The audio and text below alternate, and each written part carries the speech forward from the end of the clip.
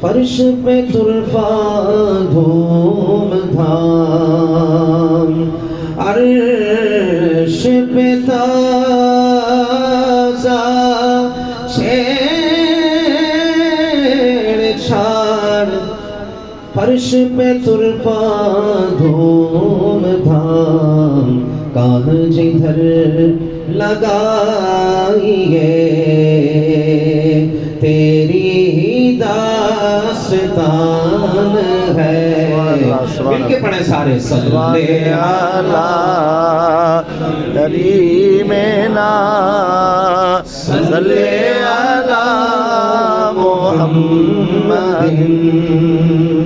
پیش نظر وہ نو بہار، سجدے کو دل ہے بے قرار۔ سبحان اللہ سبحان اللہ سبحان پیش اللہ۔ نظر وہ نو بہار، سجدے کو دل ہے بے قرار۔ روکیے سر کو روکیے، ہاں یہی امتحان ہے۔ صلی علی نبینا صلی علی محمد۔ وہ جو نہ تھے تو کچھ نہ تھا، وہ جو نہ ہو تو کچھ نہ ہو۔ سبحان اللہ۔ باللہ تعالیٰ حضور نہ ہوتے تو کچھ نہ ہوتا، بے شک۔ وہ جو نہ تھے تو کچھ نہ تھا، وہ جو نہ ہو تو کچھ نہ ہو۔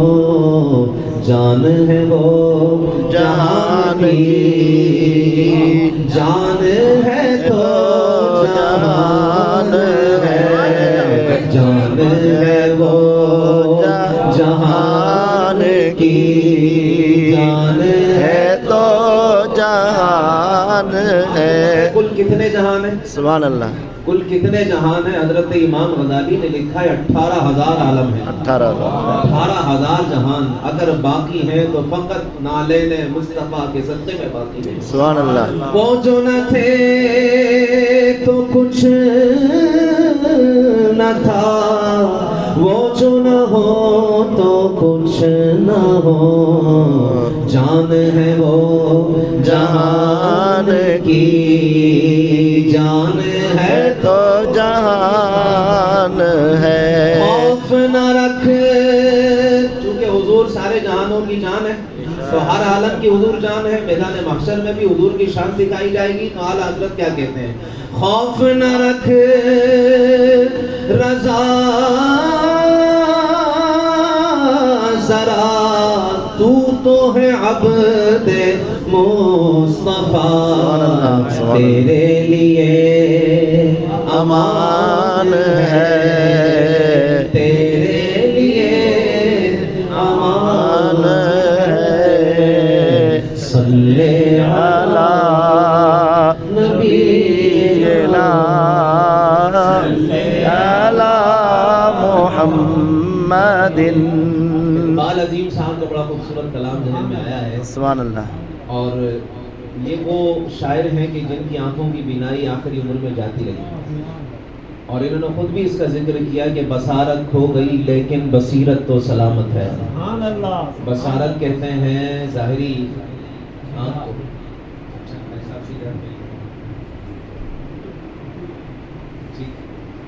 بصارت کھو گئی لیکن بصیرت تو سلامت ہے، مدینہ ہم نے دیکھا ہے مگر نادیدہ نادیدہ۔ یہ جو بصیرت ہوتی ہے نا، یہ دل کی آنکھ کہلاتی ہے، اور یہ خوش نصیب لوگوں کی ہی اللہ تعالیٰ کھولتا ہے، جن پر بہت سے معاملات پھر ظاہر ہوتے ہیں، یعنی جو چھپے ہوئے معاملات ہیں نا وہ ظاہر ہونا شروع ہو جاتے ہیں۔ یہ بڑے قیمتی لوگ ہوتے ہیں جن کی بصیرت اللہ تعالیٰ کھول دیتا ہے. سبحان تو انہوں نے یہ کلام لکھا اور بڑا خوبصورت کلام ہے. آپ کیا فرماتے ہیں؟ آپ لکھتے ہیں میں تو خود ان کے در کا گدا سبحان اللہ سبحان اللہ. میں تو خود ان کے در کا گدا ہوں اپنے آقا کو میں نظر کیا دوں. سبحان اللہ. گدا جو ہے اپنے آقا کو کیا دے گا؟ مالک ہوتا ہے، نوکر ہوتا ہے. سبحان اللہ. جو سب مالک غلام کا جتنا بھی نا سب کچھ اس کے مالک کا کہلاتا ہے. میں تو خود ان کے در کا گدا ہوں اپنے آقا کو میں نظر کیا دوں. اب تو آنکھوں میں بھی کچھ نہیں ہے، اب تو آنکھوں میں بھی کچھ نہیں ہے، ورنہ قدموں میں آنکھیں بچھا دوں. سبحان اللہ. اب تو آنکھوں میں بھی کچھ نہیں ہے، ورنہ قدموں میں آنکھیں بچھا دوں. سبحان اللہ سبحان اللہ. آنے والی ہے ان کی سواری،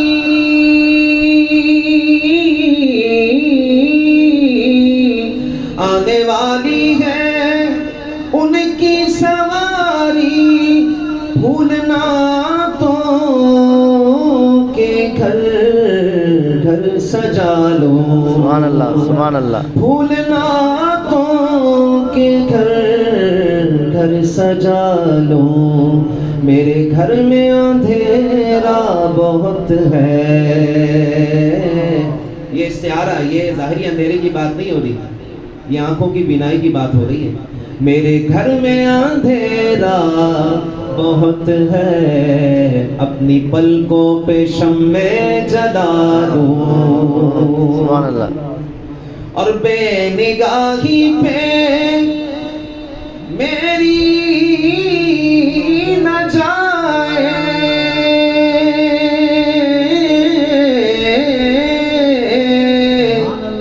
بے نگاہی پہ میری نہ جائے، دیدہ ور میرے نزدیک آئے. سبحان اللہ. یہیں سے مدینہ دکھا دو. سبحان اللہ سبحان اللہ سبحان اللہ. یہیں سے مدینہ دکھا دوں، پر دیکھنے کا سلیقہ سکھا دو. سبحان اللہ میں سبحان اللہ. یہیں سے مدینہ دکھا دوں، دیکھنے کا سلیقہ دکھا دوں. روضہ پاک پیش نظر ہے،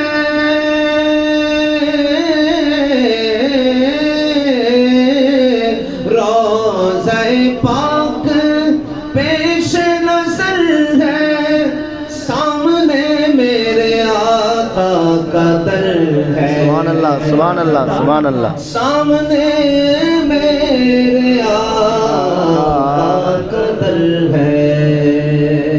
مجھ کو کیا کچھ نظر آ رہا ہے، مجھ کو کیا کچھ نظر آ رہا ہے، تم کو لفظوں میں کیسے بتاؤں. سبحان اللہ سبحان اللہ.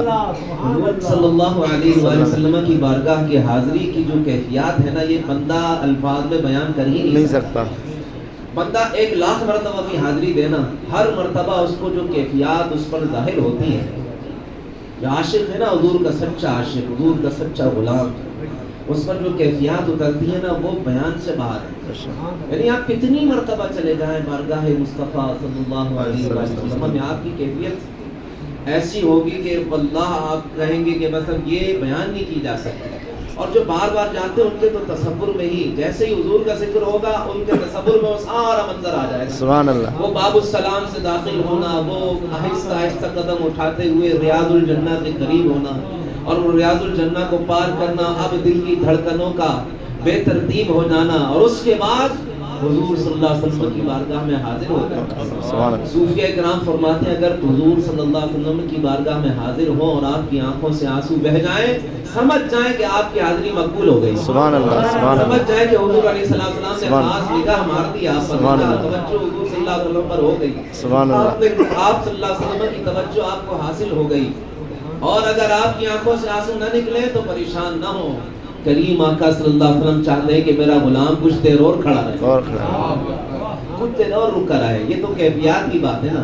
حدیث پاک میں دو طرح کے الفاظ ہیں, بکو و تباکو. بکو کا معنی رونا اور تباکو کا معنی کوشش کرنا رونے کی. تو سرکار علیہ السلام کی بارگاہ میں جس انداز میں جو جاتا ہے حضور علیہ السلام اپنے غلاموں پر توجہ فرماتے ہیں. سبحان اللہ. اس لیے ہماری امام نے تو یہ بات کہی ہے نا, مانگیں گے مانگے جائیں گے, منہ مانگی پائیں گے.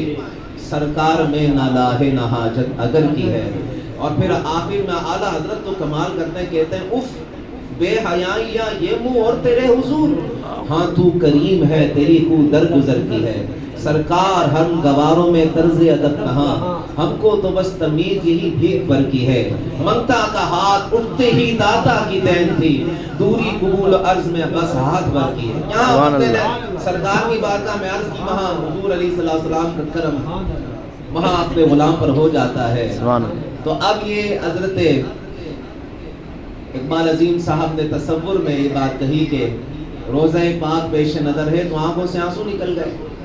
آنکھوں سے آنسو نکل گئے تو کیا کہتے ہیں, کہتے ہیں کہ میرے آنسو بہت قیمتی ہے, ان سے وابستہ ہے ان کی یادیں. سبحان اللہ. سبحان اللہ. میرے آنسو بہت قیمتی ہے, ان سے وابستہ ہے ان کی یادیں. ان کی منزل ہے خاک مدینہ, یہ گوہر یوں ہی کیسے لٹا دوں. سبحان اللہ. سبحان اللہ. اور مجھ کو اقبال نسبت ہے ان سے,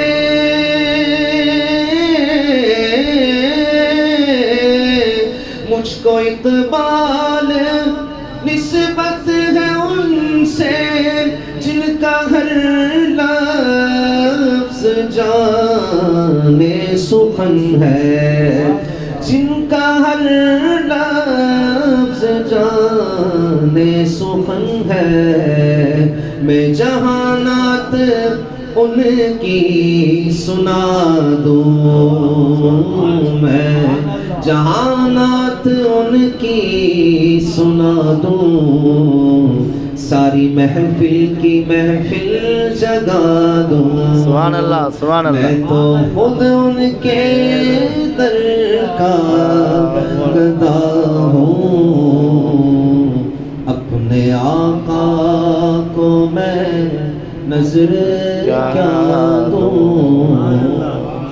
سبحان اللہ. سبحان اللہ.